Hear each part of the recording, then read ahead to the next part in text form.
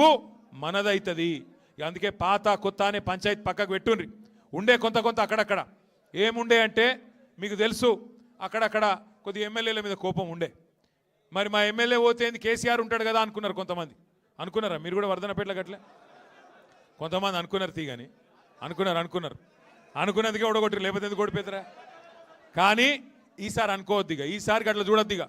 ఈసారి కారు గుర్తు మీద ఎవరొస్తే వాళ్ళే కేసీఆర్ పంపించిండు, ఆయనకే ఓటెత్తామనాలి తప్ప ఇక కోడిగుడ్డు మీద ఈకలు వేసి కూడా బంద్ చేయాలి. ఈయన మంచోడా చెడ్డోడా, ఈయన దొడ్డుగున్నాడా సన్నగున్నాడా పొట్టిగున్నాడా పొడుగున్నాడా అన్ని కేసీఆర్ సార్ చూసుకొని టికెట్ ఇస్తాడు. కాబట్టి ఈసారి మాత్రం కారు గుర్తు మీద ఎవరైనా వస్తే గులాబీ కండువా కప్పుకొని ఇక కేసీఆర్కే ఓటేస్తున్నా అనుకొని, అది గల్లీ ఎలక్షన్ అయినా ఢిల్లీ ఎలక్షన్ అయినా ఒకటే ఆలోచన చేయాలి, గట్టిగా గుద్దాలి. ఉంటుంది కుటుంబం అన్నాక, ఒక పెద్ద కుటుంబం అన్నాక పంచాయతీలు ఉంటాయి, తాకట్లు ఉంటాయి. కానీ నేను ఇదివరకు చెప్పినా మళ్ళీ చెప్తున్నా, గుల్గాలే అల్గాలే కొట్లాడుకోవాలి, కానీ అర్రలో కొట్లాడుకోవాలి. గుల్గుడే గట్ల.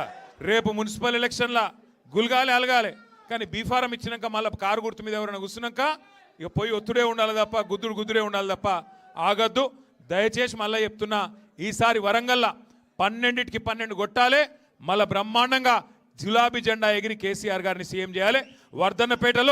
వర్ధన్నపేటలో బ్రహ్మాండంగా మళ్ళీ తిరిగి గులాబీ జెండా ఎగిరేయడానికి రమేష్ గారి నాయకత్వంలో, దయన్న మార్గదర్శకత్వంలో ముందుకు పోదాం.